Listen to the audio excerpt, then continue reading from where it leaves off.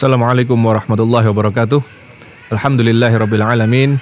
Assalatu wassalamu ala asyrafil anbiya'i wal mursalin nabiyyina Muhammadin wa ala alihi wa sahbihi ajma'in. Amma ba'd. Asyhadu an la ilaha illallah wahdahu la syarikalah wa asyhadu anna Muhammadan abduhu wa rasuluh. Pemirsa Madani TV, saya Dakwah TV, kemudian rekan Dakta 107 FM Bekasi, kemudian LKC TV, RDS Radio Dakwah Syariah Solo 101,4 FM. Yang alhamdulillah pada malam hari ini kita semua masih diberikan kesempatan oleh Allah untuk mengikuti program kesayangan kita, yaitu The Show Sharing on It with Ustadz Rifki Ja'far Thalib. Assalamualaikum Ustadz. Waalaikumsalam warahmatullahi wabarakatuh. SCBD. Apa itu? Citayam Fashion Week. Waduh, week. Ya. Ada itunya ya. Week. Dan sekarang di Kediri pun ada, di Malang pun ada, dan kita khawatir menjadi tren nasional dalam keadaan yang kita lihat. Bentar. Ini masuk materi nanti terakhir. Oh, gitu ya. Ya, nanti pembukaan dulu ya. Ada kan? Oh, sesi jelas. ini. Jangan Oke, khawatir. siap. Kita belah ya. Citayam, oh jangan dong. Oh, enggak ya. Kita sembelih saja. Kita sembelih saja. Dan Masya Allah, Ustadz, ini spesial. Kalau kita di pekan keempat ini selalu istimewa tempatnya. Kalau pasti Ya, di Malang kan? alhamdulillah. Waktu di Malang. Dan ini sekarang kita sedang berada di Bumi Langit Cafe and Resto. Letaknya ada di, lokasinya ada di mana ini? Tunggul Wulung ya? Daerah Tunggul Wulung, bener ya? Tunggul Wulung, daerah Malang Kota ya. Malang Kota. Jadi ini sangat cozy. Waduh. Cozy itu apa? Apa ya Ustaz? Sangat enak lah, nyaman untuk nongkrong gitu ya. Ya, kalau nyamannya ya Masya Allah luar biasa. Ditambah juga pas di akhir Juli sampai pertengahan Agustus kita di Malang ini kan lagi puncak-puncaknya dingin. Puncak-puncaknya dingin. Jadi sambil kita ceramah begini, ini sambil kita juga nahan angin dingin yang berhembus. Dingin. Ya. Sedingin sikapmu padaku. Waduh, ini nanti dipotong. Dan enak buat nongkrong tentunya, apalagi dengan yang sudah halal Ustaz ya. Itulah tentu luar ini dapat biasanya. menambah kerekatan hubungan rumah tangga. Amin, insya Allah, ini harapannya begitu. Insya Allah ngafe yang berpahala kayak gini ya. Jadi memang salah satu yang sering kita lalaikan ya. Kita asik datang di kafe bareng temen, tapi mungkin kita nggak nyaman ketika datang di kafe bersama istri, bersama anak. Padahal salah satu yang menjadikan hubungan rumah tangga itu baik, tetap hangat, tetap romantis, tetap seru, itu ya acara-acara semacam ini, dan tidak mutlak haram lah. Tidak mutlak haram begitu. Dan Masya Allah Ustaz, apalagi dengan tema kita pada malam hari ini. Iya. Nah, kita biarkan dulu trolinya lewat. Kereta jenazah. Dan apalagi dengan tema kita malam hari ini Ustaz, yaitu tersenyum saat masih terluka. Tersenyum saat masih terluka. Jadi dalam keadaan masih terluka tapi mampu tersenyum. Padahal orang masih orang dalam keadaan terluka, apalagi disakiti oleh orang yang dicintai, tentu rasanya tuh lunglai gitu ya. Mungkin tulang-tulang ini lemes, udah nggak, susah sekali tersenyum, susah sekali. Bahkan rasanya tuh jantung ini berdebar-debar, membuat seluruh tubuh itu lemes dan macam. Kayak ini loh Ustaz. Kayak apa? Menjelang pengumuman lulusan ujian gitu. Jadi nanti kalau nggak lulus gimana gitu. Iya. Itu kan rasanya lemes gitu badan tuh. Iya ya. Terus nanti ujian, terus ternyata nggak lulus, pulang nih mau lapor orang tua gimana kan? Nggak berani. Takut pasti menyakiti orang kita cinta ya. Nggak berani. Mungkin kayak gitu ya. Kira-kira. Nah, kira-kira gitu rasanya ya. Tapi bolehlah nanti pemirsa bisa ikut sharing ya tentang pengalaman mungkin ya yang menyakitkan mungkin. Tapi nanti terus bagaimana cara mengatasi mungkin ya lewat dari kolom komentar tapi karena ya. Kan momen seperti ini sangat pas untuk kita saling berbagi dengan para pemirsa yang lain ya. Untuk saling bertukar pengalaman. Dan malam hari ini juga kita persilahkan pemirsa bagi yang memiliki pertanyaan, nanti bisa lewat kolom komentar YouTube Saya Dakwah TV atau fanpage Ngaji Bareng Ustadz Rifki Ja'far Thalib, kemudian di Madani TV juga. Karena ini tidak ada interaktif ini malam hari ini, sehingga maksimalkan kesempatan ini nanti untuk bertanya pemirsa dan untuk curhat. Dan diusahakan Ustadz, kalau nanti ada pertanyaan itu setelah materi, jadi agar tidak overlapping ya dengan materi ya. Iya. Jadi disimak dahulu, kemudian silakan nanti bisa menuliskan pertanyaan di kolom komentar. Baik. Sekali lagi pemirsa, kalau lagi di Malang, lagi ingin ke tempat yang asik bersama keluarga, bisa mengunjungi di Bumi Langit Cafe and Resto. Letaknya Bumi di Langit Tunggul Wulung. Cafe and Resto di daerah Tunggul Wulung. Insyaallah. Tafadhol Ustaz. Baik, jazakallah khair ala Abu Shanum atas apa yang telah disampaikan. Bismillahirrahmanirrahim. Pemirsa yang dirahmati oleh Allah, Assalamualaikum warahmatullahi wabarakatuh. Waalaikumsalam. Bismillahirrahmanirrahim. Alhamdulillahi rabbil alamin. Wa sallallahu wa sallama ala ashrafil anbiya'i wal mursalin. Nabiyyina wa maulana wa sayyidina Muhammadin wa ala alihi wa sahbihi ajma'in. A'udzu billahi minasy syaithanir rajim. Ya ayyuhalladzina amanu taqullaha haqqa tuqatih wa la tamutunna illa wa antum muslimun. Allahumma anta rabbi la ilaha illa anta khalaqtani wa ana 'abduka wa ana 'ala 'ahdika wa wa'dika mastata'tu. A'udzu bika min syarri ma sana'tu abu'u laka bi ni'matika 'alayya wa abu'u bi dhanbi faghfirli. Allahumma inna nas'aluka 'ilman nafi'a wa na'udzu bika min 'ilmin la yanfa'. Pemirsa Madani TV dimanapun Anda berada, puji dan syukur alhamdulillah kita haturkan sekali lagi dan terus menerus untuk Allah Subhanahu wa taala atas limpahan nikmat yang tidak pernah berhenti. Nikmat sehat, nikmat sempat, nikmat duduk di tempat yang nyaman seperti ini. Nikmat bisa mengisi acara di suasana yang sangat menyenangkan seperti ini di kafe apa namanya tadi? Bumi Langit. Bumi Langit Cafe and Resto begitu ya. Dan nikmat-nikmat yang lain tentunya, maka mari bismillah kita terus mensyukuri setiap nikmat yang Allah beri agar kemudian nikmat itu Allah tetapkan untuk kita dan tidak Allah cabut, dan kemudian Allah tambahkan nikmat itu kepada kita. Amin ya rabbal alamin. Kemudian berikutnya, salawat beriring salam semoga tercurahkan dan terlimpahkan kepada uswah kita, suri tauladan kita, dan kekasih kita bersama Nabi besar Muhammad sallallahu alaihi wasallam, di mana pemirsa sekalian tidak ada kebahagiaan hidup, tidak ada ketenangan rumah tangga, tidak ada keselamatan di dunia dan keselamatan di akhirat kecuali dengan senantiasa meniti jalan Nabi besar Muhammad sallallahu alaihi wasallam.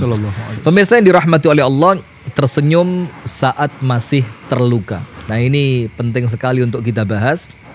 Tapi seperti biasa, sebelum kita masuk ke materi untuk semakin berkahnya acara kita di malam hari ini, maka kita akan meminta kepada Al-Akh Abu Shanum untuk membacakan sebagian ayat Al-Quran dari surah An-Nur ayat yang ke-19 sampai ayat yang ke-22. Yang insya Allah dari ayat-ayat itu nanti terutama pada ayat yang ke-22 akan menjadi salah satu inti pembahasan kita di malam hari ini. Kepada Al-Akh Abu Shanum kami persilahkan. A'udzu billahi minasy syaithanir rajim. Bismillahirrahmanirrahim. Innalladzi Darusat Afwan kegeser. Ini kan luar biasa. Dia dibales ini, biasa ngerjain saya, sekarang ayatnya kemudian bergeser dari ayat 19 sampai 22. Ya Allah. Ternyata geser ke ayat berapa itu? Banyak, 40-an. Banyak. Baik, silakan. Kita ulang ya. 19 sampai 22. Ini live ini ya. Jadi nggak ada rekayasa rekayasa genetik. A'udzu billahi minasy syaithanir rajim. Bismillahirrahmanirrahim. Innalladzina yuhibbuna an tashi'al fahishatu fil ladzina amanu lahum 'adzabun alimun fid dunya wal akhirah والله يعلم وأنتم لا تعلمون ولولا فضل الله عليكم ورحمته وأن الله رؤوف رحيم يا أيها الذين آمنوا لا تتبعوا خطوات الشيطان ومن يتبع خطوات الشيطان فإنه يأمر بالفحشاء والمنكر ولولا فضل الله عليكم ورحمته ما زكى منكم من أحد أبدا ولكن الله يزكي من يشاء والله سميع عليم ولا يأتل أولو الفضل منكم والسعة أن يؤتوا أولي القربى والمساكين والمهاجرين في سبيل الله وليعفوا وليصفحوا ألا تحبون أن يغفر الله لكم والله غفور رحيم صدق الله العظيم. Sadaqallahul azim. Jazakumullah khair al-akh Abu Shanum atas apa yang telah dibacakan. Semoga ayat-ayat Al-Quran yang telah dibacakan tadi benar-benar menambahkan keimanan kita, benar-benar menurunkan rahmat dari Allah Ta'ala untuk kita bersama, sehingga menjadikan majelis kita di malam hari ini, walaupun dalam keadaan yang cukup ya santai seperti ini, mudah-mudahan tidak mengurangi makna dari penyampaian materi yang insya Allah mudah-mudahan bermanfaat. Ini tadi kalau di acara resmi Ustaz, Ya, waduh, bisa kayak tadi, tulang rasanya sudah tremor. oh nggak jadi dapat amplop antum. Nggak jadi, amplop dibatalkan itu. Apa ini? Tapi tidak apa-apa lah. Ya. Dan memang semacam itu pemirsa. Termasuk ini mumpung saya ingat ya, seperti kejadian Abu Shanum tadi. Ada satu kejadian yang perlu kita fahami bersama pemirsa, yaitu misalkan begini. Ada anak salah seorang di antara kita yang masuk di pondok tahfidz Al-Quran. Ketika dia pulang dari pondok pesantren, kan tentu anak ini ingin bahwa ilmu yang telah dia cari sementara ini betul-betul dilihat oleh orang lain. Yo, namanya masih anak kecil kan. Jadi dia pengen ilmunya itu, oh ini loh udah hafal banyak. Akhirnya ketika dia pulang ke kampungnya, dia pengen menjadi imam di suatu masjid. Maka alangkah baiknya ketika takmir masjid itu memahami, ini anak pulang dari pondok tahfidz, kasihlah kesempatan. Nah kemudian ketika dia telah diberi kesempatan, kadang-kadang masalahnya apa? Namanya anak baru latihan, baru pertama kali tampil, terkadang kan muncul apa ya, demam panggung, perlunya jam terbang yang tinggi untuk dia.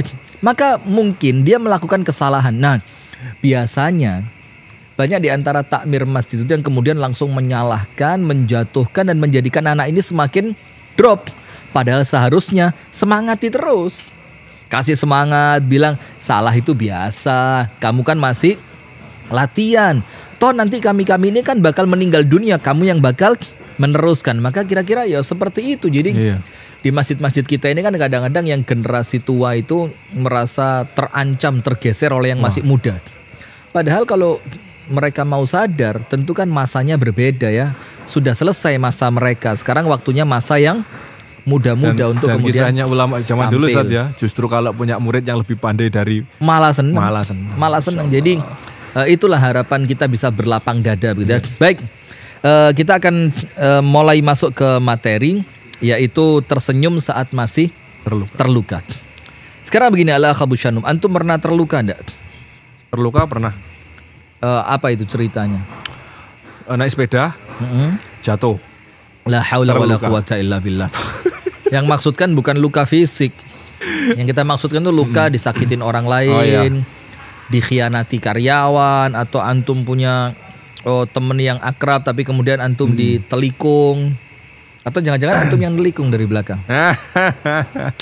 Enggak lah Ustaz. Kalau Bagaimana ketawanya kayak ketawa beneran ya. Memang beneran, ya? Ketawa pengakuan ya. Ya Pak, pernah. Pernah Ustaz. Bagaimana itu? Waktu itu sampai saya sendiri tuh curhatnya ke Ustaz Hatta. Ustaz Muhammad Hatta ya. Ya sebenarnya perkaranya itu tentang keluarga sih. Sama Mas operator ini juga. Di demo waktu itu. Oleh warga masalah. Ya, yang kami khawatir bukan hanya tentang di demonya. Tetapi abah kami waktu itu kan sudah sakit Ustaz. Iya. Ini kalau terus permasalahannya ini kemudian di demo orang satu kampung, terus beliau tahu akan membebani pikiran. Iya, itulah Ustaz. Dan waktu itu memang betul beliau sepaneng Ustaz.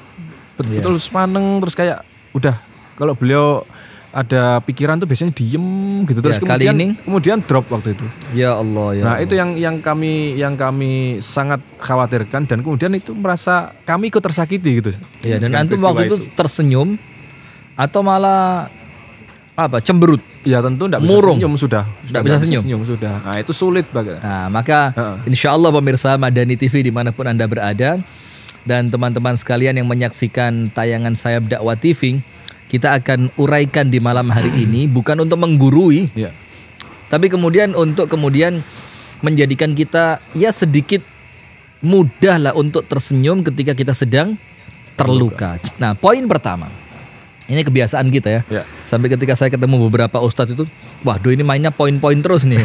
Sukaan main apa katanya? Nah, bukan main ini kan, karena memang kita berusaha memudahkan diterimanya materi oleh jamaah. Poin yang pertama begini. Ketika di dunia ini kita harus paham hakikat dunia itu adalah tempat ujian, bener gak? Betul. Siapa yang di dunia gak diuji? Bahkan kalau kita mau tahu, manusia terbaik seantero jagat raya ini, yaitu Nabi besar Muhammad SAW, itu tidak terlepas dari ujian yang menjadikan beliau terluka. Coba, bagaimana tidak terluka? Anaknya diceraikan oleh suaminya, yaitu Ruqayyah dan Ummu Kulthum. Kemudian putrinya difitnah berzina. Istrinya yaitu Ibunda Aisyah radhiyallahu taala anha at-tahirah as-siddiqah difitnah berzina. Kemudian paman tercintanya di penghujung usianya ketika Rasulullah berusaha untuk mendakwainya, ternyata dikelilingi oleh teman-teman yang tidak baik, yang menjadikan pamannya lebih memilih temannya dibanding dakwahnya Rasulullah. Itu kan sakit. Sampai kemudian Rasulullah saking sedihnya, itu oleh Allah dihibur, dan hiburannya itu berupa ilmu. Nah, maka salah satu poin kita nanti pemirsa, bagaimana kita bisa tersenyum ketika sedang terluka? Ilmu. Nanti ya, maka Rasulullah dikatakan seperti ini oleh Allah Ta'ala. Innaka la tahdi man ahbabta, walakinnallaha yahdi man yasha. Wahai Muhammad sallallahu alaihi wasallam, sesungguhnya engkau tidak akan bisa memberikan hidayah kepada orang yang engkau cintai. Jadi oleh Allah pemahamannya diluruskan. Akan tetapi dialah Allah satu-satunya yang akan memberikan hidayah kepada orang-orang yang Allah kehendaki. Nah, artinya poin pertama, kita akan jawab pertanyaan ini. Siapa di dunia yang tidak pernah terluka? Tidak ada. Karena apabila dunia ini ramah, maka paling pantas dunia ini ramah kepada Rasulullah Sallallahu Alaihi Wasallam. Tapi ternyata beliau difitnah, beliau dicaci maki, beliau diboikot, anak atau putri beliau diceraikan oleh suaminya, kemudian beliau dimusuhi oleh kerabatnya. Nah, itu kan namanya juga luka. Nah, maka ingat, apabila Anda tinggal di dunia, maka jangan berharap Anda akan selamat dari ujian atau luka. Nah, itulah kenapa dikatakan oleh para ulama, ad-dunya darul bala. Dunia ini tempat orang oleh Allah diuji. Wal akhiratu darul jaza. Sementara nanti di akhirat adalah waktunya Anda menerima ganjaran atas kesabaran Anda di dunia dahulu. Maka Allah Ta'ala berfirman di dalam Al-Quran, la tarkabunna tabaqan an tabaq. Yang ditafsirkan oleh sebagian ulama tafsir termasuk di dalam kitab Safwatut Tafasir, itu dikatakan apa? Engkau akan melewati satu anak tangga menuju anak tangga yang berikutnya. Itu arti tekstual pemirsa. Arti tafsirnya apa? Latarkabunna musibatan tilwal musibah. Engkau akan melewati satu musibah. Ketika satu luka ini selesai, engkau akan melewati luka yang berikutnya. Nah, itulah dunia.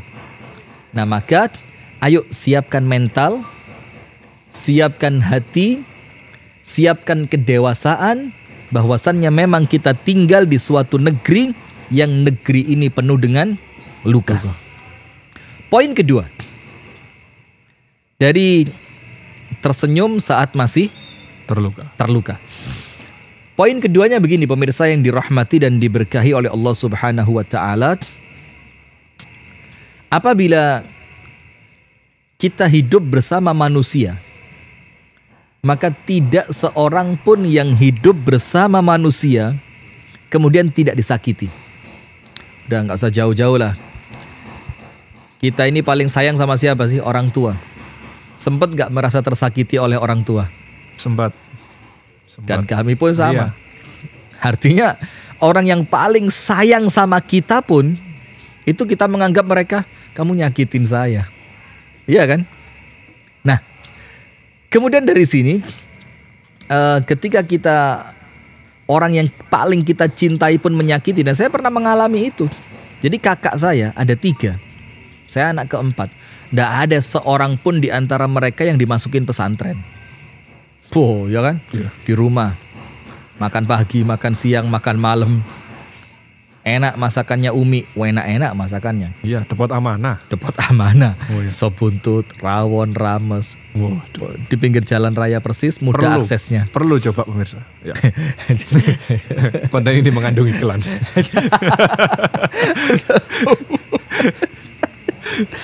Minum dulu. Bismillah. Masya Allah. Ustadz minumnya sampai 3 loh. Masya Allah. Tadi ceritanya ini, siapa yang pesan nggak ada. Saya bilang taruh sini. Siapa yang pesan nggak ada, taruh sini. Semua nggak ada yang pesan, taruh sini. Tapi sebenarnya percuma pesan minuman panas tuh. Dingin juga. Iya. Ini udara dingin. Sama kemarin teman saya waktu makan ke Tulungagung, teh yang panas dibuatin sama kasirnya. Sama apa? Ya itu restoran ya. Restorannya. Wah, kurang panas ini anget ini. Saya bilang ketika datang yang betul-betul panas, saya bilang minumnya kapan? Yo nunggu anget beb. Lah tadi anget minta dipanasin, sekarang udah datang panas minumnya juga nunggu. Aduh, coba manusia lah. Repot ini. Berarti itu dia melukai perasaan restoran. Iya, tapi restorannya tetap tersenyum. Oh, tetap. Masya Allah, tersenyum ya. Oh, tetap tersenyum di saat terluka. Berarti restoran ini adalah satu contoh di mana banyak dilukai oleh customer, tapi mereka tetap tersenyum. Wah, mantap. Saya mau ngomong apa? Oh, iya. Baik pemirsa. Nah, kakak saya nggak ada yang dimasukin pesantren. Karena di zaman saya masuk pesantren tahun 96, itu orang masuk pesantren kemungkinannya 2. Antum tahu enggak kemungkinannya 2 orang masuk pesantren? Kemungkinan pertama apa?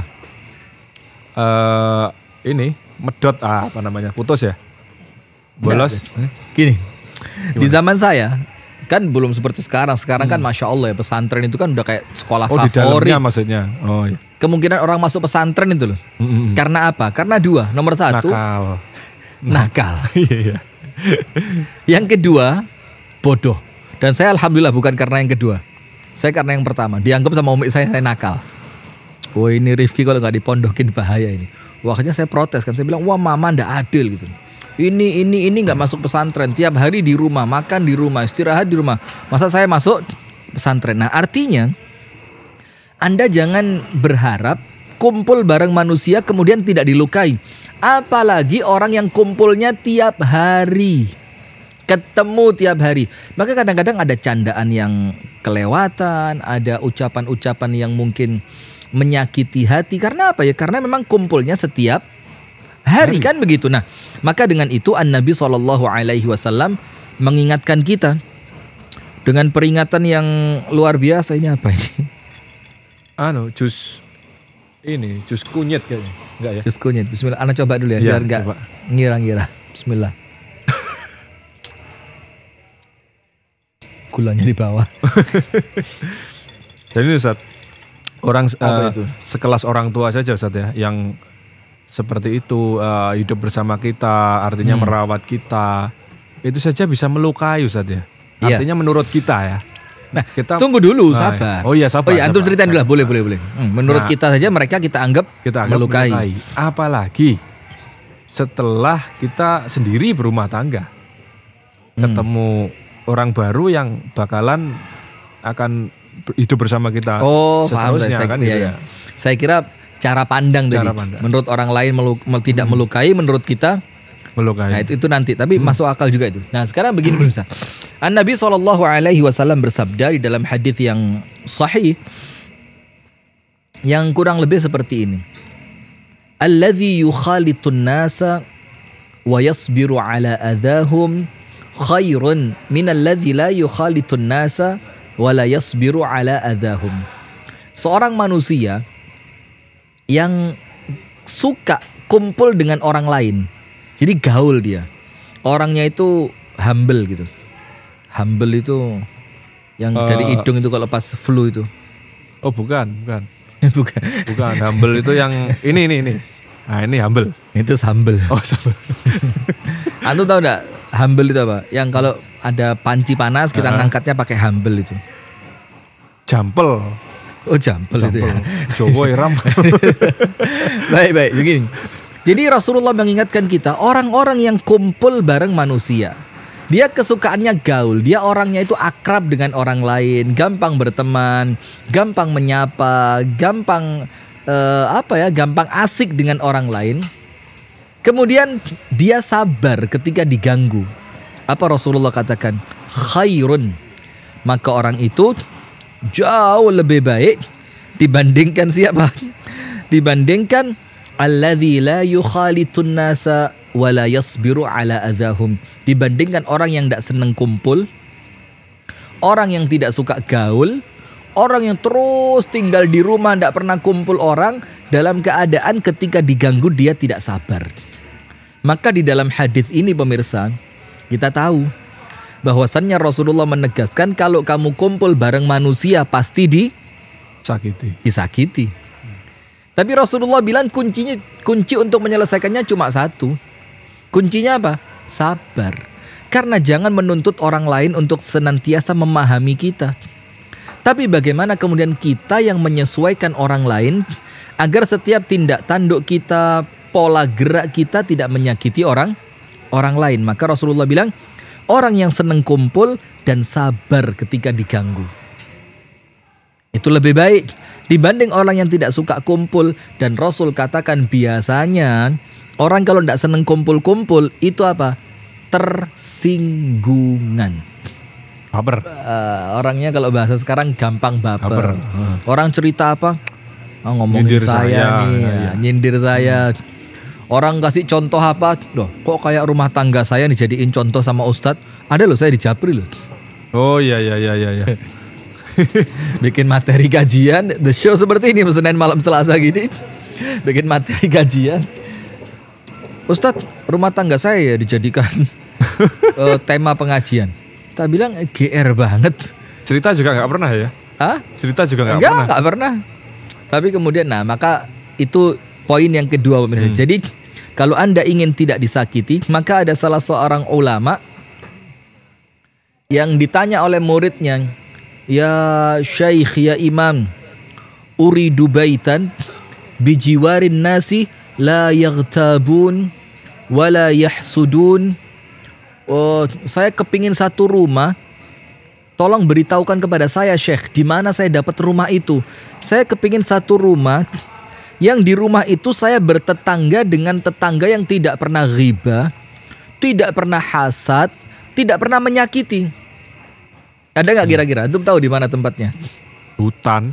Lah, Loh, gimana? coba kita pengen beli rumah. Yang rumah itu bertetangga dengan orang yang baik, takwa, ndak pernah ghibah, ndak pernah hasad, ndak pernah nyakitin. Sama syekhnya dibilang, "Ta'al, akhudzuka ilaih." Aku akan antar kamu ke tempat itu. Diantar kemana? Kuburan. Ya.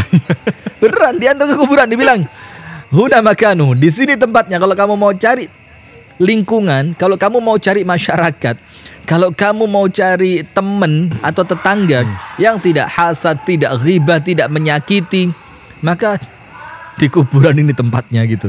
Nah, maka dengan itu pemirsa yang dirahmati oleh Allah, poin kedua, siapkan mental. Bahwa kalau kumpul manusia pasti ada gangguan. Nah, kemudian poin yang ketiga dari penjabaran materinya ya, baru nanti kemudian seperti biasa bagaimana solusinya supaya senyum itu tetap Ada. merekah begitu.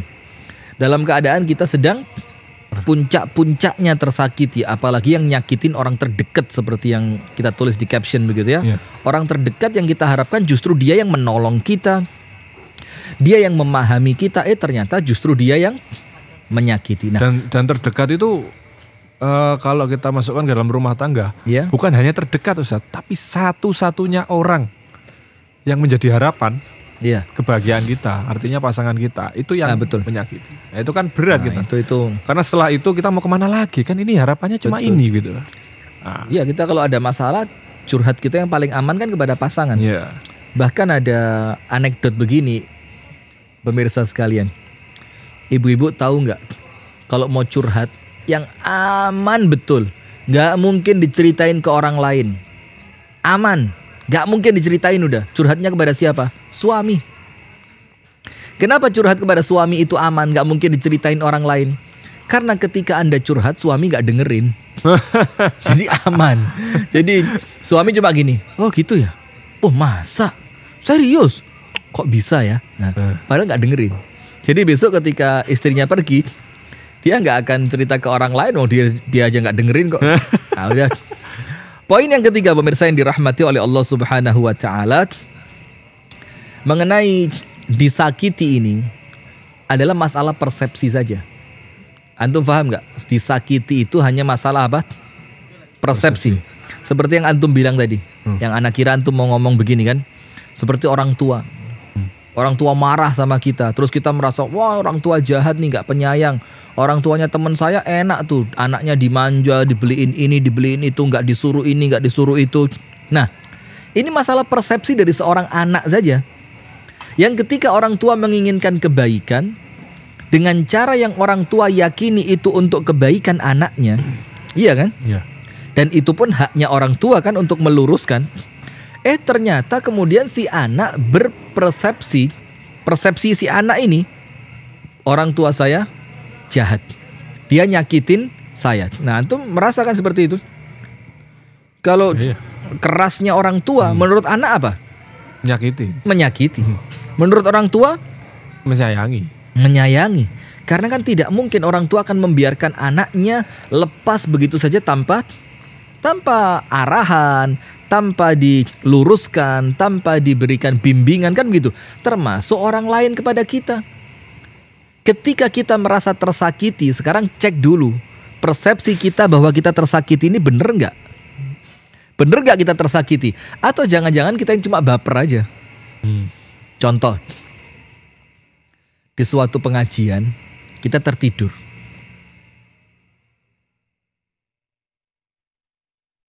Gantung bangunin. Tertidur beneran. Saya tertidur tungguin ya. Kalau udah 5 menit baru bisa bangun. Tertidur dia. Kemudian sama guru di pengajian itu, dia dibangunkan dengan memanggil, yang tidur itu bangun dong gitu kan. Untuk seorang guru itu dianggap apa? Ini mengingatkan, memberikan supaya si murid benar-benar bisa memahami pelajaran dengan baik. Tapi si murid yang tidak mengerti, dia akan menganggap, wah guru saya jahat nih, dia nyakitin saya. Artinya persepsi yang dibangun bahwa saya tersakiti, benar atau salah? Salah. Karena seharusnya itu bukan nyakitin. Itu apa? Itu meluruskan. Itu membenarkan, itu mengoreksi. Justru akan menyakiti Anda ketika si guru membiarkan. Bener gak sih? Benar Ustaz. Bener gak? Termasuk dalam rumah tangga. Maka para menantu yang ada di rumah, antum panggil menantu-menantu. Hai para menantu. Antum panggilnya angker. Wahai para menantu. Kalau di ayat kan wahai orang-orang beriman. Wahai manusia. Wahai menantu. Wah ini. Baik, kita lanjutkan ya. Antum sambil cek ya, kalau ada pertanyaan-pertanyaan yang pas, antum screenshot aja biar tidak hilang gitu. Nah begini, untuk menantu-menantu yang di rumah ketika mereka merasa disakiti oleh mertuanya. Ini menantu ini biasanya orang persepsinya langsung menantu perempuan loh Ustaz. Tapi jangan salah. Jadi menantu ini dalam takaran umum kan. Baik. Anak juga mikirnya gitu tadi. Oh gitu ya. Harapan saya perempuan tadi. Waduh. Padahal bebas ya, bisa laki bisa perempuan. Ini masalah persepsi ya. Iya betul. Astagfirullahaladzim, bener. Saya juga mikirnya gitu loh tadi. Iya. Karena biasa yang yang itulah yang berkonflik ya, itu kan ya. Antara ibu dan menantu perempuannya. Biasa begitu kan? Biasanya yang umum lah ya, enggak semua. Enggak semua. Walaupun seperti yang Al-Akh Abu Shanum tadi sampaikan ya benar, artinya ini menantu secara umum, bisa laki-laki, bisa perempuan. Nah, maka terkadang ada sebagian menantu yang mengatakan, wah mertua saya jahat nih, kenapa? Saya kalau di rumah mertua saya, itu jam 7 pagi belum bangun udah digedor-gedor pintu kamar. Ini kan persepsi. Padahal seharusnya, mana pantas orang tidur melewati jam 7 pagi kan? Sehingga mertua ini justru merasa bertanggung jawab bagaimana meluruskan menantunya, meluruskan anaknya yang sudah menikah dengan menantunya itu agar rumah tangganya menjadi rumah tangga yang baik. Maka ketika Anda merasa tersakiti, poin yang ketiga pemirsa yang dirahmati oleh Allah, tunggu dulu. Berhenti sejenak. Salah satu di antara ciri orang yang dewasa disebutkan oleh Nabi besar Muhammad SAW, al-adlu indal ghadhabi warridha. Tetap adil itu fair. Ketika kamu marah ataupun ketika kamu sedang senang. Coba ketika kita merasa tersakiti, yang adil dong. Orang itu menurut saya menyakiti saya, tapi bener gak sih dia nyakitin saya? Jangan-jangan memang saya salah dan saya yang perlu diluruskan. Maka harus adil. Kalau memang ternyata antum yang bersalah, kemudian diingatkan orang lain, maka antum bukan sedang tersakiti, tapi antum sedang diingatkan. Justru ketika tidak diingatkan, itulah malah menyakiti. Paham ya? Jadi persepsinya dibangun yang benar dulu. Poin keempat, dan ini sedikit sensitif. Sampein gak ya? Sampein Ustaz. Saya takut nyampein ini. Gak usah takut, takutnya sama Allah saja.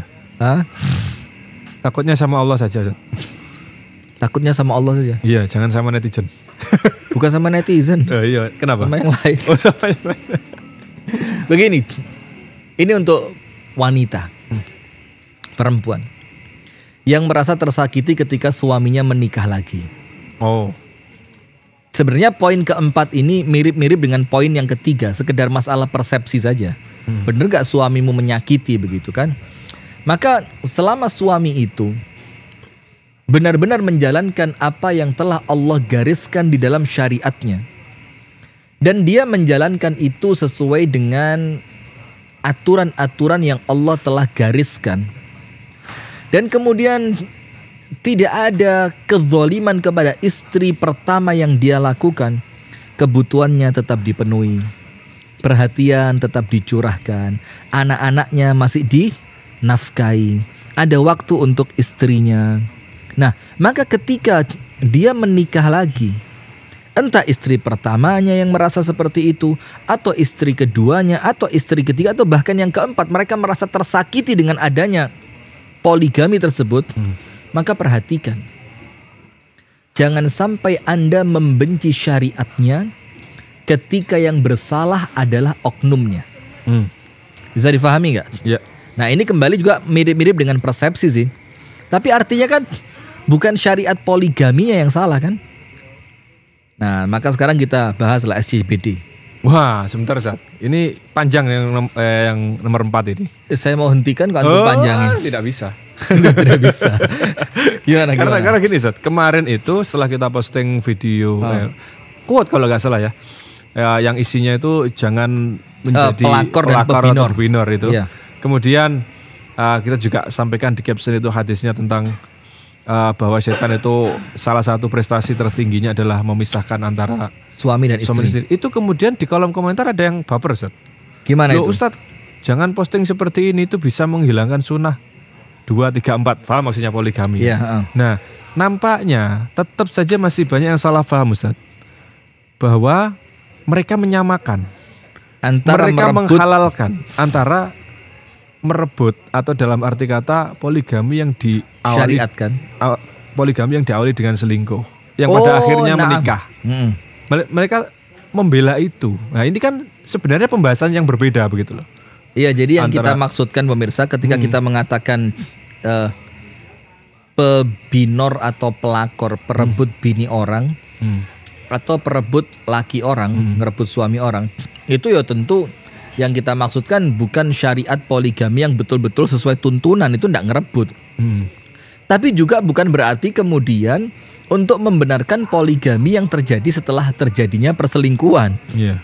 Nah, jadi tolong difahami kalau kalimatnya itu pebinor atau pelakor, ya tentu itu tidak ada kaitannya dengan orang yang mengamalkannya sesuai syariat Allah. Iya. Atau orang yang berlindung di balik kata-kata syariat poligami hanya untuk menutupi kesalahannya berupa perselingkuhan. Iya. Yaitu insya Allah kalau dengan hati bening bisa lah memahami ya. Tapi mungkin terlanjur. Dan biasanya yang salah faham seperti itu, yang gagal faham seperti itu, biasanya memang orang yang merasa tersindir. Ya. Dia merasa tersindir, wah ini postingan kok mukul banget buat saya nih. Ini postingan kok nampaknya nusuk banget ini. Ya. Padahal dia nggak pahami dengan baik. Seharusnya kan seperti tadi ditahan dulu lah, ditahan. Nah, maka poin keempat pemirsa yang dirahmati oleh Allah Subhanahu wa taala, jangan salah faham bahwasannya ketika ada yang salah di dalam rumah tangga Anda, ketika ada syariat poligami di sana, maka jangan membenci syariatnya, jangan merasa tersakiti oleh syariatnya, tapi apa? Kalau memang oknumnya yang salah, ya katakan kesalahan bukan di dalam syariat poligami, tapi karena memang dilakukan dengan cara yang tidak syar'i. Ingat gak? Poligami itu syar'i. Tapi cara menuju poligami pun harus syar'i. Faham? Bisa difahami Iya. Jadi jangan sampai poligaminya syar'i, tapi cara untuk menuju poligami dengan cara yang tidak syar'i. Nah, ini yang merusak nama baik syariat ya, Ustaz, ya. Begitu. Jadi Ustaz, kembali lagi ke masalah Nanti kalau kembali nggak maju-maju, kembali iya, terus. Kapan kembali. selesainya? Karena nampaknya belum tuntas. Oh, belum tuntas ya. Iya, Lanjut. banyak yang ini, wah ini materinya saya banget. Ini Masya Allah. kita juga akhirnya paham Ustaz. Apa Satu frekuensi. Jadi gimana sih Ustaz? Tadi kan masalah persepsi yang kita Iya. bahas. Nah, ternyata apabila menyakitkannya itu betulan Ustaz. Kan banyak juga yang masuk ke kita, Ustadz saya tidak dinafkahi, Ustadz saya tiba-tiba ditalak, Ustadz saya tiba-tiba di ini, di itu, tanpa sebab yang jelas, tanpa mau diajak ngomong, marah-marah nggak jelas. Nah, ini posisi seperti ini kan tentu akan sangat menyakitkan dan seolah-olah udah buntu tau Ustadz. Wong dia marahnya juga tiba-tiba diajak ngomong nggak mau. Ah, ini kan menjadi satu kerepotan tersendiri. Bagaimana dalam kondisi ini kita bisa tersenyum dan mencari jalan keluar gitu loh. Gimana ya? Karena kasus studi kasus satu terlalu pelik sih. Tiba-tiba dicerai. Ada yang Tiba-tiba seperti tidak itu. dinafkahi. Tiba-tiba tidak dinafkahi. Kemudian yang tersakiti kan pasti tersakiti nih. Entah yang tentunya kalau dinafkahi kan yang istri. Nah, bagaimana caranya kemudian kita mengurai dan tersenyum? Kalau jalan untuk menuju ke sana diajak diskusi nggak mau, diajak ngobrol nggak mau, wis pokoknya. Nah, itu gimana Ustaz? Baik. Untuk Begini Allah Abu Syanum dan pemirsa tercinta saya Dakwah TV dan Madani TV, LKC TV, RDS Solo, Dakta FM Bekasi, dan siapapun yang menyaksikan tayangan ini, baik yang mau potong-potong lewat TikTok, ya udahlah terserah lah ya, yang penting bertanggung jawab gitu ya. Iya. Begini, ini kita peralihan ya dari penjabaran materi tadi. Ada 4 poin orang-orang yang merasa tersakiti. Nomor 1, dunia ya memang begini, sakit. Nomor 2, kalau kumpul manusia yo pasti disakiti, kuncinya sabar. Nomor 3, ingat persepsi antum merasa tersakiti itu bener nggak antum disakiti? Jangan-jangan antum aja yang baper. Nomor 4, ketika merasa tersakiti oleh syariat, maka ingat, bukan syariatnya yang salah, tapi kemungkinan pelaku, oknum dari pelaku syariat itu yang kemudian bermasalah. Sekarang peralihan, ketika antum sedang disakiti orang lain, ayo ibu-ibu, fokus, Bu. Iya, ibu-ibu, ya Anda ada, ya betul Anda. Sip, duduknya yang rapi, sip. Nah, sudah Bu ya, dengerin Bu. Ketika Anda disakiti orang lain, maka Anda memiliki 3 pilihan cara untuk membalasnya. Ketika Anda disakiti, Bu, sakit hati. Sakitnya tuh di sini, di dalam hatiku ini sakit. Sakit dalam banget. Sabar. Misalkan tersakiti kayak sakit itu kayak ngenes banget. Dan mohon maaf ya, kadang-kadang kan kita kalau ada orang curhat itu kita sekedar memahami curhatannya dari tulisan. Dalam keadaan boleh jadi perasaan yang dia tumpahkan di dalam curhatannya itu melampaui sakitnya dari sekedar apa yang dia tulis. Maka kadang-kadang kita juga perlu memahami sih ya yang semacam itu. Nah, maka begini, ketika Anda merasa tersakiti, maka Anda ada 3 cara pilihan untuk membalas. Dan semuanya boleh, dan Anda tidak berdosa, serta bukan aib. Faham ya? Boleh, tidak dosa, dan bukan aib. Artinya memang syariat memberi Anda pilihan itu. Nomor 1, balaslah keburukan orang yang menyakiti Anda dengan keburukan yang semisal, setara. Jadi misalkan Anda dipukul pipi, balas pukul pipinya. Anda diriba, balas dia riba. Anda misalkan dihina, balas hina dia. Boleh enggak? Boleh. Loh Ustadz, kok ajarannya membalas? Karena memang begitu, supaya orang yang melakukan tahu bagaimana rasanya orang yang tersakiti karena perbuatan dia. Maka boleh nggak dibalas? Boleh. Apa dalilnya? Allah Ta'ala berfirman, wa jaza'u sayyi'atin sayyi'atum mithluha. Allah firmankan di dalam Al-Quran, dan balasan suatu keburukan adalah keburukan yang serupa. Ditafsirkan oleh para ulama, boleh loh ternyata kita membalas keburukan orang lain dengan keburukan semisal seperti yang dia lakukan kepada kita. Anda merasa tersakiti oleh orang lain, balas supaya bagaimana dia ikut merasakan sakitnya Anda ketika tersakiti. Itu pilihan yang pertama. Tapi apa yang Anda dapat? Anda tidak mendapatkan apapun kecuali apa? Puas di dalam hati. Dikira saya nggak bisa. Dikira saya nggak berani. Tuh syukurin lo. Gimana tuh rasanya disakitin orang. Tapi dia nggak berdosa. Dan biasanya Ustaz, yang seperti itu nggak puas gak Ustaz ternyata membalas seperti itu. Ya betul. Memang iya. Nggak puas, biasanya nggak bisa.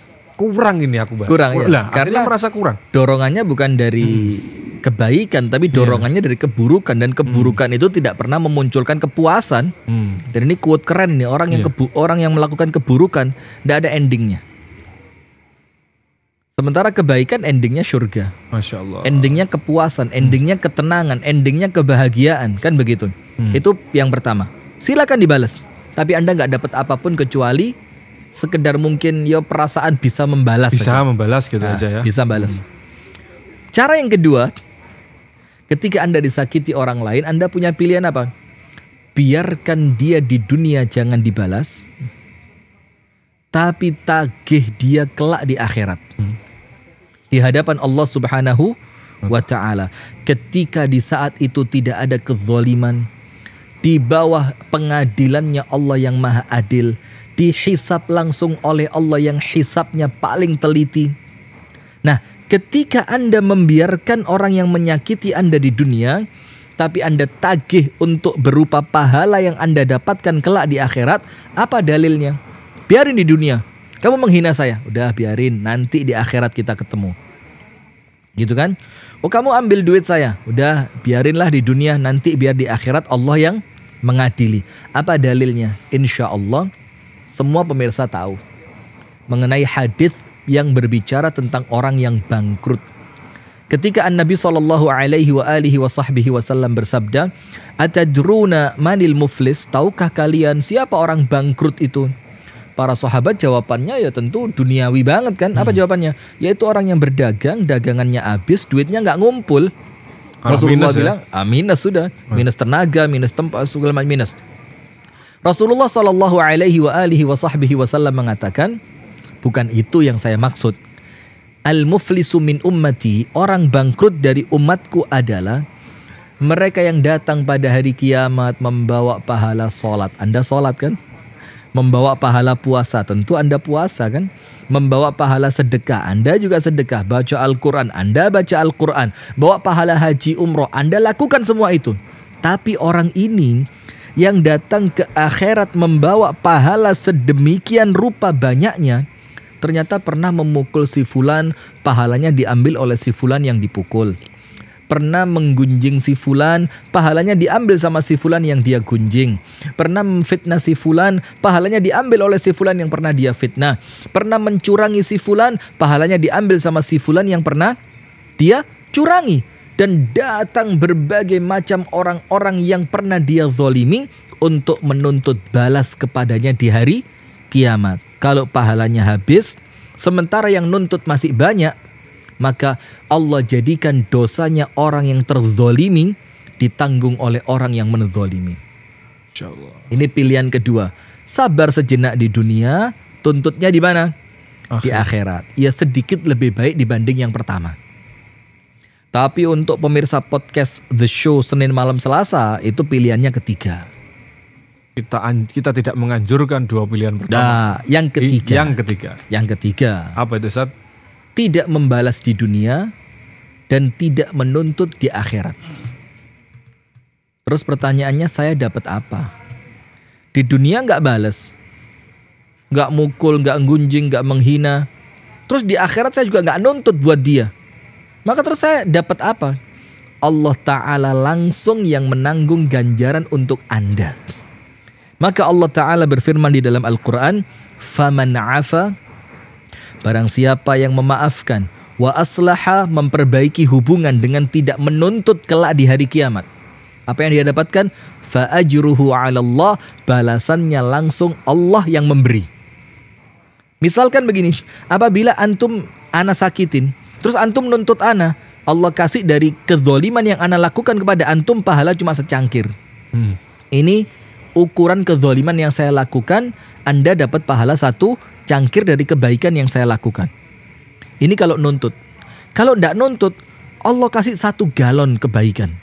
Tentu lebih besar 1 galon kan. Nah, maka untuk pemirsa Madani TV dimanapun Anda berada, itu ada 3 pilihan ketika Anda merasa tersakiti oleh orang lain. Balas, atau biarkan dunia tuntut akhirat, atau biarkan dunia jangan tuntut akhirat. Dapat apa?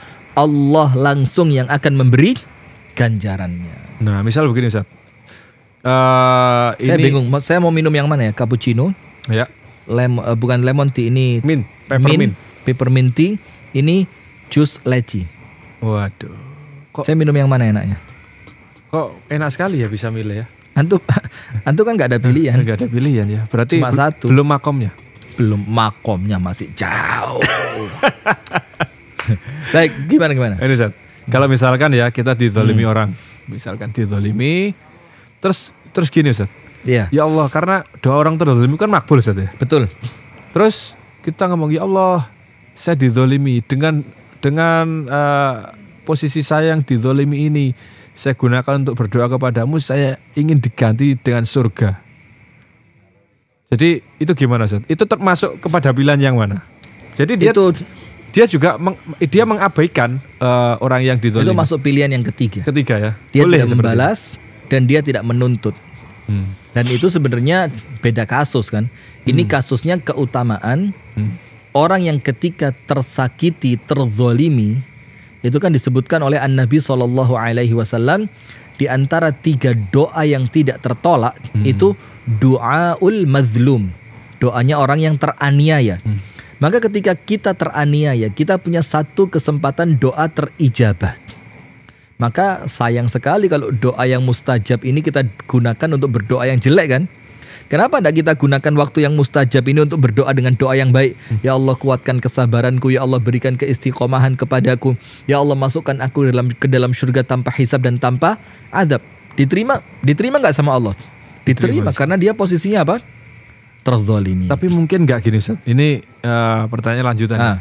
Kita sudahlah kita mengabaikan orang yang menzalimi kita. Iya. Mungkin nggak ini? Ternyata orang ini juga karena tidak bertobat, akhirnya Allah juga tetap menghukum. Tapi kita udah dapat doa yang baik gitu. Bisa mungkin jadi. Karena begini, salah satu di antara dosa di dalam riwayat yang sahih, yang Allah segerakan balasannya di dunia sebelum di akhirat, itu kezaliman. Maka urusan dia bakal dibalas atau tidak sama Allah, itu urusannya dia dengan Allah. Urusan dia dengan kita, saya memaafkan atau tidak. Kalau saya memaafkan, maka urusan dia dengan saya selesai. Tapi urusan dia dengan Allah belum tentu selesai. Berarti ngeri. Karena dia menjalankan apa yang Allah larang kan? Iya. Nah, maka ketika tidak ada tobat, tidak ada penyesalan, tidak ada istighfar, tentu dia pasti akan mendapatkan balasan lain dari Allah Subhanahu wa ta'ala. Dengan kata lain, orang yang zalim itu dia sedang memiliki dua dosa, berarti dua kesalahan. Betul. Kepada manusia dan kepada Allah. Betul. Berarti Memang harus begitu. tuntas semuanya ini. Harus tuntas. Tapi ketika berkaitan dengan manusia, yang didahulukan minta maaf ke manusianya. Nah, sekarang kita masuk ke sikap. Ini waktunya juga semakin mepet nampaknya karena kita mulainya tadi sedikit terlambat ya. Sekarang begini pemirsa. Ini justru inti dari pengajian kita di malam hari ini ya. Tersenyum saat masih terluka. Apa sih Ustadz tips? Tips itu apa artinya?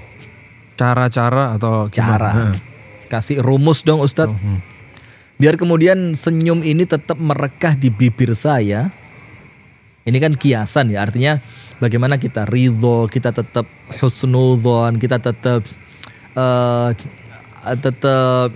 optimis, tetap semangat, walaupun kemudian kita dalam keadaan terluka. Bagaimana tips-tips yang bisa kita lakukan agar kita tetap bisa tersenyum saat masih terluka?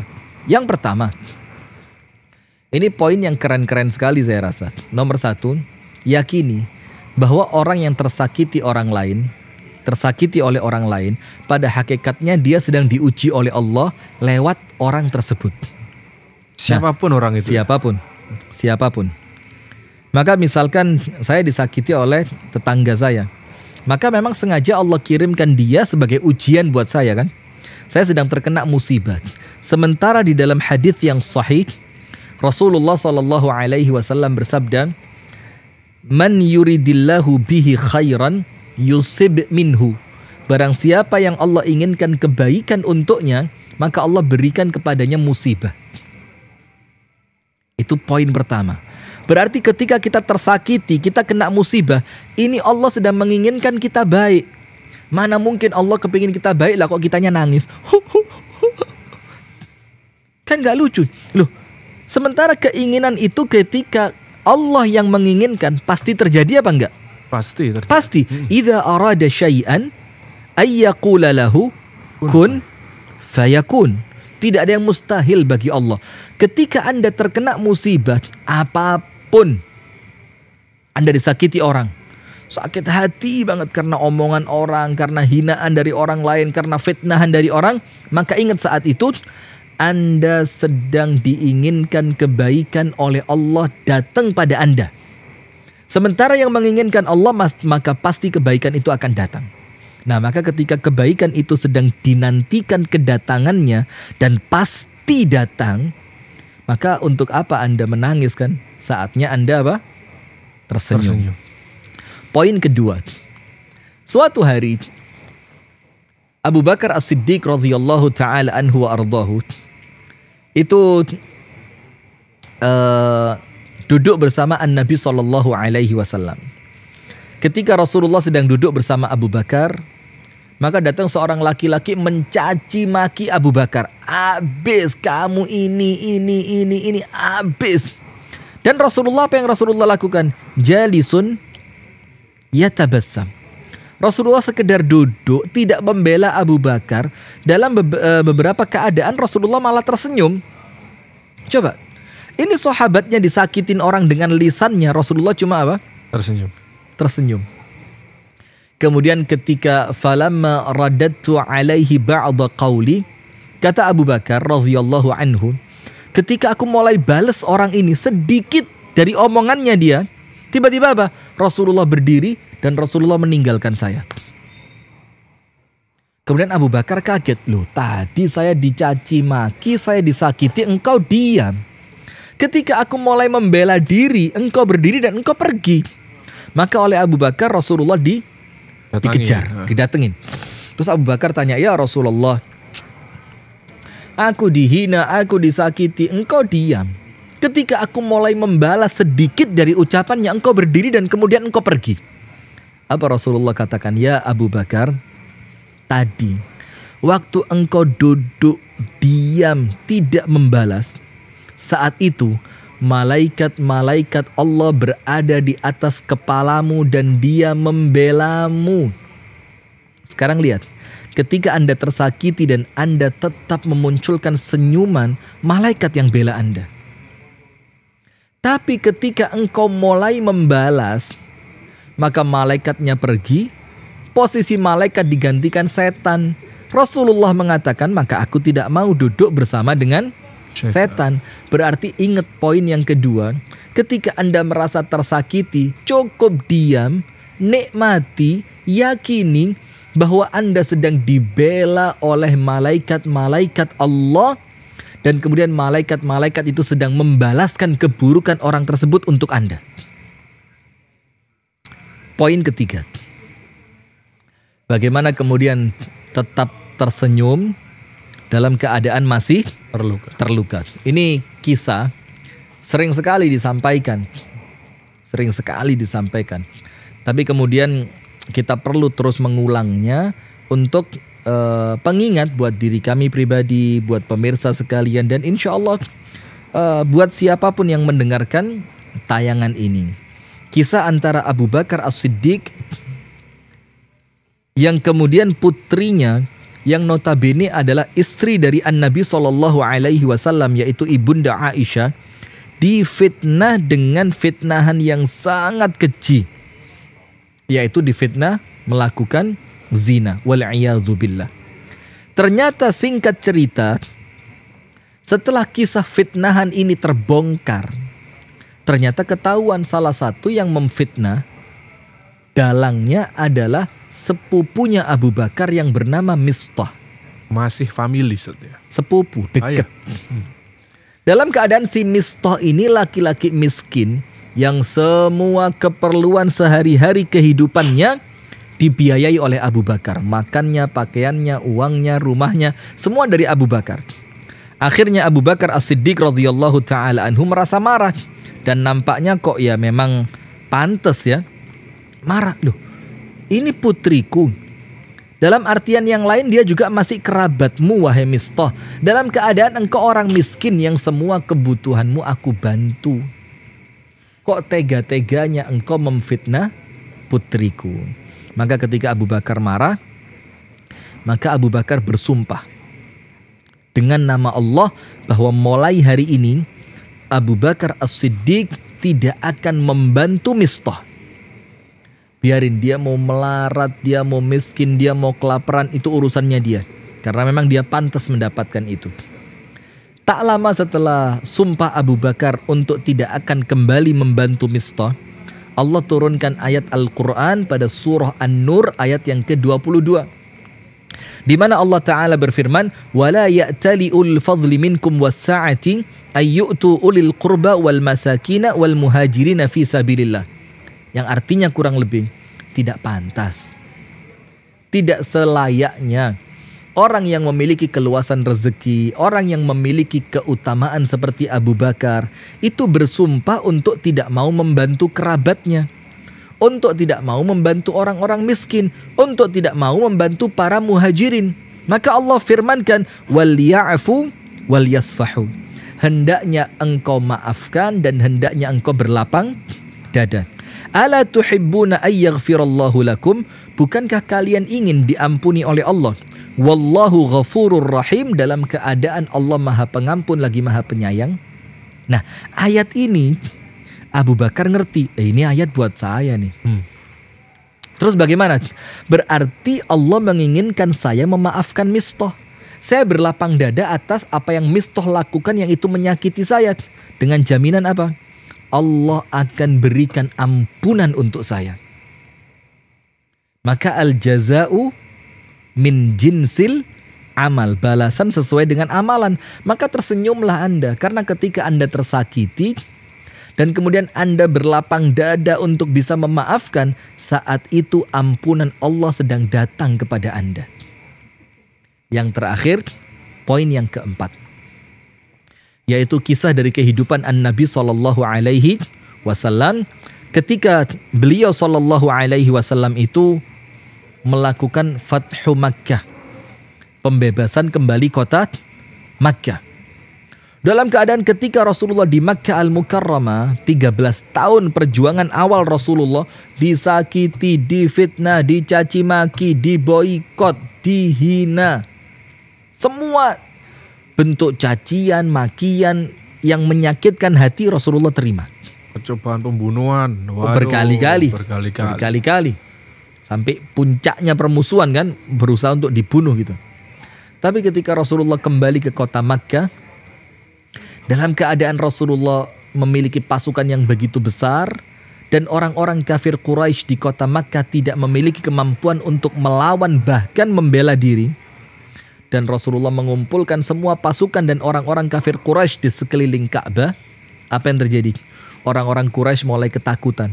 Dia bilang, al-yaum yaumul malhamah, hari ini kita bakal dibantai. Rasulullah bilang apa? La, tidak. Al-yaum, hari ini, yaumu marhamah, hari kasih sayang. Masya Allah. Idhabu fa'antumut tulaqa. Pergilah kalian semua, kata Rasulullah, semuanya kita maafkan. Coba bayangin. Artinya ketika kita masih berikhtiar untuk tetap senyum gitu, dikala kita disakiti orang lain, maka pada hakikatnya kita sedang menjalani apa yang diajarkan oleh Nabi besar Muhammad sallallahu alaihi wasallam. Itu al-akh Abu Syanu, mungkin sedikit penjabaran materi yang kita sampaikan. Silakan kalau ada pertanyaan-pertanyaan yang mungkin masuk lewat kolom komentar. Fal yatafadhal mashkuran ma'jura. Dan tadi Ustaz, ketika orang itu disakiti, kan Ustaz tadi mengatakan ampunan Allah turun ya kalau kita bersabar, kita. Iya. Nah, sedangkan kita sering dengar bahwa selalu bergandengan nih antara sifat Allah Ghafur dengan Rahim. Baik. Nah, berarti ketika kita mendapatkan ampunan, kita juga akan mendapatkan kasih sayang itu Ustaz ya. Baik, jadi salah satu Asmaul Husna yang senantiasa beriringan itu antara Ghafur dan Rahim. Ghafur itu Allah yang pengampun, Rahim itu Allah yang penyayang. Nah, maka tidak mungkin seorang hamba diampuni kalau bukan karena rahimnya Allah. Berarti munculnya ampunan ini karena Allah penyayang. Karena Allah tidak ingin mengazab kita, maka oleh Allah kita diampuni. Ketika Allah menginginkan mengazab kita, nggak mungkin ada ampunan. Tapi karena Allah sayang kepada kita, Allah berikan ampunan agar itu menunjukkan bagaimana sayangnya Allah kepada kita. Kemudian yang kedua, Rahim. Artinya orang yang oleh Allah diampuni adalah orang yang oleh Allah disayangi. Berarti apabila kita ingin memantaskan diri mendapatkan rahimnya Allah, yang dengan rahmat itu akan mengantarkan kita masuk ke dalam surga, maka jangan pernah bosan untuk meraih ampunan dari Allah. Karena apabila Anda memohon ampunan kepada Allah, pada hakikatnya Anda sedang mengundang Rahman dan Rahimnya Allah, yang dengan itu pintu yang akan mengantarkan Anda masuk ke dalam surga. Wallahu ta'ala a'lam bissawab. Masya Allah. Wah, jadi adem Ustaz. Alhamdulillah, memang sesuai dengan cuaca dingin. Udara ya. Dan ini pun kentang goreng ini sudah menjadi es kentang. Oke. Sekarang kita baca pertanyaan Ustaz. Ini sudah banyak sekali. Dan ini muncul Ustaz. Ustaz, bagaimana kita bisa mengetahui bahwa musibah itu adalah ujian yang murni dari Allah, bukan akibat dari perilaku kita? Baik. Poin yang pertama, perhatikan. Ini musibah, ini ujian atau karena kesalahan? Kalau karena kesalahan antum dihukum sama Allah, maka orang-orang kafir lebih pantas dihukum. Iya enggak? Ya. Kita ini sak nakal-nakalnya yo masih sholat. Senakal-nakalnya kita yo masih mengakui bahwa Allah adalah Rabb dan Tuhan kita kan. Maka ketika kita sekedar mengatakan musibah ini karena dosa perbuatan buruk yang kita lakukan, memang mungkin seperti itu. Tapi kalau seperti itu, maka orang-orang kafir lebih pantas. Nah, tapi kemudian bagaimana kita melihat apakah musibah ini berupa ujian ataukah ini merupakan peringatan? Mudahnya begini. Kita muhasabah, introspeksi, kita lihat diri kita masing-masing. Apabila sebelum datangnya musibah itu keadaan ibadah kita baik, kita senantiasa menjauhi larangan-larangan Allah, tidak ada yang salah dengan diri dan agama kita, tidak ada kezaliman yang kita lakukan terhadap orang lain, maka musibah itu murni adalah ujian untuk meningkatkan level kita di hadapan Allah Ta'ala. Tapi apabila sebelum datangnya musibah itu kita lalai dari perintah Allah, kita melakukan beberapa yang Allah haramkan, kita banyak melakukan kezaliman kepada orang lain, maka hati-hati. Bisa jadi itu memang peringatan atau musibah yang datang karena kelalaian kita. Karena tidaklah terjadi musibah kecuali dikarenakan perbuatan tangan kita masing-masing. Jadi bagaimana menjawabnya? Yo, tergantung keadaan kita. Kalau sebelumnya baik, maka itu ujian. Kalau sebelumnya tidak baik, maka itu peringatan dari Allah Ta'ala agar kita kembali. Wallahu ta'ala a'lam bissawab. Artinya tentu yang mengetahui persis itu justru malah diri kita sendiri ya. Diri kita dengan sendiri. cara muhasabah itu Betul, tadi. betul seperti itu. Ya Ustaz. Ini pertanyaan Ustaz. Kalau suami malas kerja gimana Ustaz? Selama menjalin rumah tangga, sang Dia istri disuruh terus kerja. yang kerja keras, itu kalau timbul rasa sakit di situ gimana Ustaz? Karena suami ini kan yang berkewajiban kerja. Baik. Sementara diajak ngomong, dinasihati, tetap aja males-malesan begitu. Baik. Nah itu gimana Ustaz? Baik. Jadi begini. Seperti yang kita posting di Instagram sebelumnya ya. Bahwa kesabaran terpanjang itu adalah kesabaran di dalam rumah tangga. Ya. Karena apabila kita meyakini rumah tangga kita itu dalam rangka beribadah kepada Allah, maka tentu namanya ibadah ya ada senangnya, ada susahnya.